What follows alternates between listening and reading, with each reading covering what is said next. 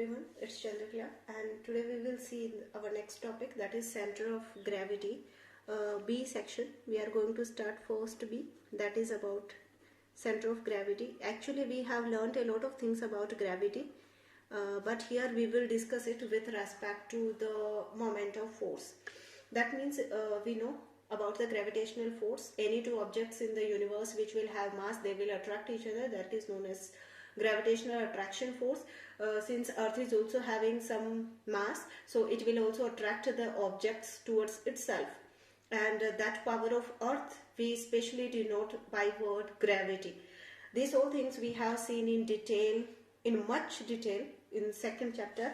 Now we will directly start our topic, that is, if there is a body, then all the bodies, whether it is a small body or a large body, all the bodies will be made up of particles. I'm using here word particles because atoms, molecules, that we cannot discuss again and again. Whether it is atom or molecule or whatever, but still it is a particle. That means all the bodies are made up of particles, and that is the reason that all the bodies are having mass.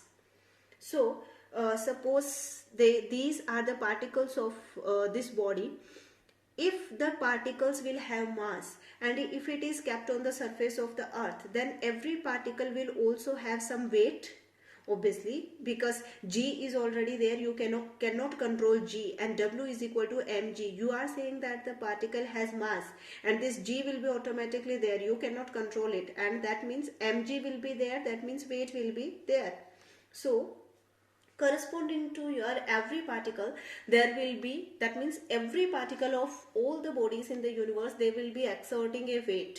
Okay, so here there will be many weights. As many particles you are having, as many weights you will have.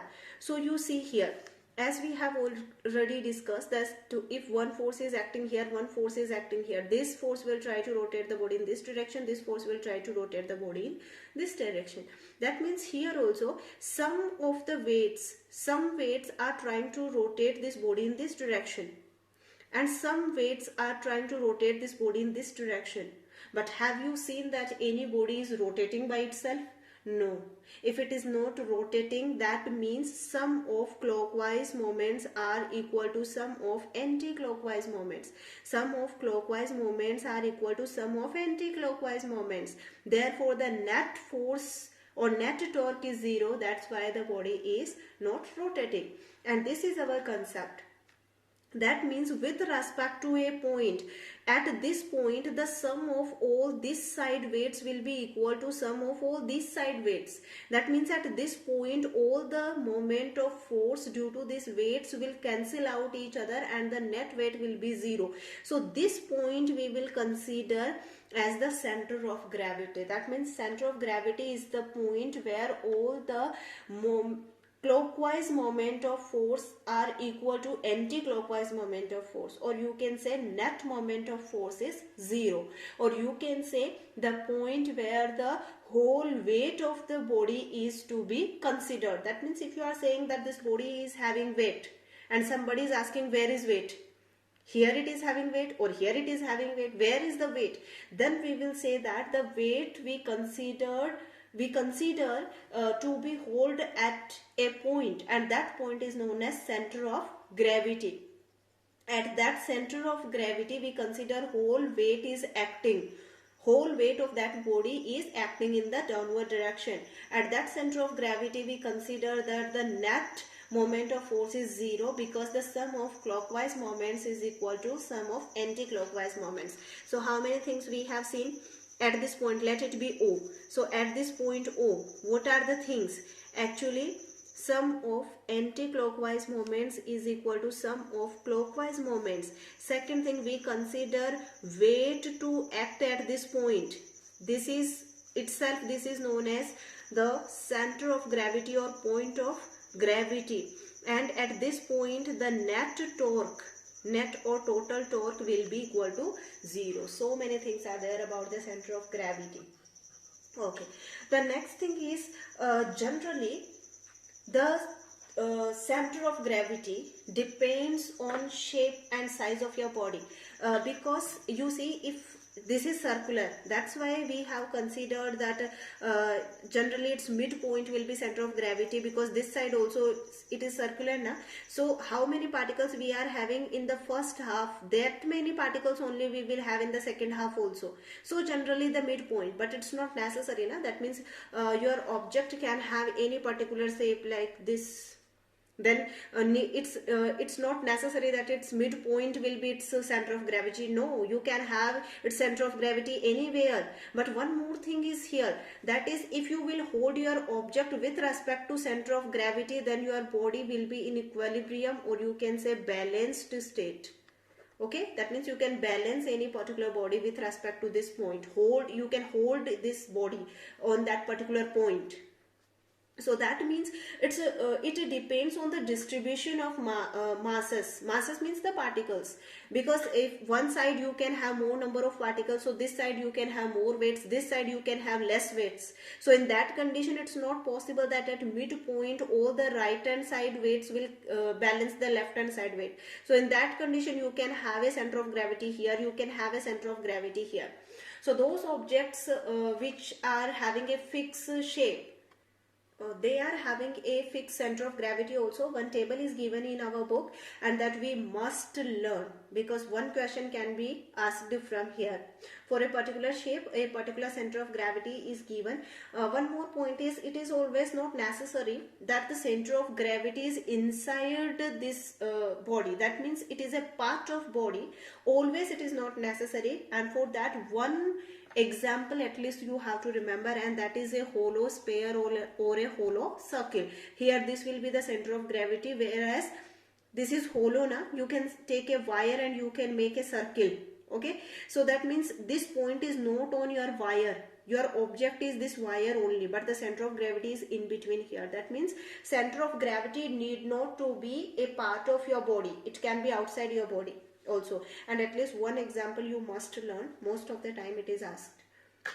Next thing is, by the concept of center of gravity, a body of weight W can be considered as a point particle of weight W at its center of gravity. This we have already discussed. That means at the center of gravity we consider that whole weight is acting. Now the table you will learn exactly, but one more thing is there. You have to be careful for some things. For example, solid cone, hollow cone, these things it is given at a height of h/3 from base. From base means, if we are talking about a figure like this, from base it is h/3, but in an exam it can be asked from vertex also. So be careful, don't write there h/3. If he is asking for the vertex, you have to calculate it, because total height is h and this is h/3, so h minus h/3. That type of question can be asked. It's not necessary that always directly the question is asked. So be careful, in your table all the measurements are given from base, whereas in exam it can be asked from vertex also. Generally the center of gravity is below midpoint, not necessarily, as I said. For a particular shapes we are having its fixed point, because the mass distribution we already know, right? But if it is irregular object, then we cannot say. Our next topic is for irregular lamina. That means if any irregular object is there, as I have discussed right now, that for regular shapes, that means for particular shapes we have already learned one table. But if you are having any irregular shape, that means any object which is not having any particular kind of shape, suppose this one, so how will you find the center of gravity in this case? Here we don't have any exact method to calculate it, but still we can find approximate value. So that means if you are having any object which is not having any fixed shape, so you have to make some holes, but we have to be careful that almost all the sides must be covered, right? So we can name these holes anything. Okay, in this object we have made 5 holes. We will take a thread, then we will put that thread in hole A and we will tie this object at point A. Then we will suspend it freely. Okay, because we are calculating here gravity now. So with respect to gravity, that means anywhere on the earth's surface we will suspend it. After some time what happens, it will come to rest. So when it comes to rest with respect to that point, suppose you have taken your A point here and you have hold it, after some time it will become stationary rest. Then draw a vertical line. Here one particular word plumb line is given, but plumb line means exact vertical, exactly vertical. That means if you have seen in construction of your house, there those people are using this plumb line. So that means here plumb line means exactly in a vertical position.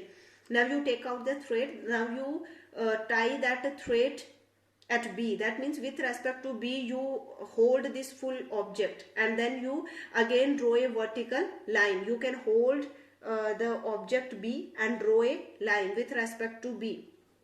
Then with respect to C you can hold and you can draw a line with respect to D, as many as you want.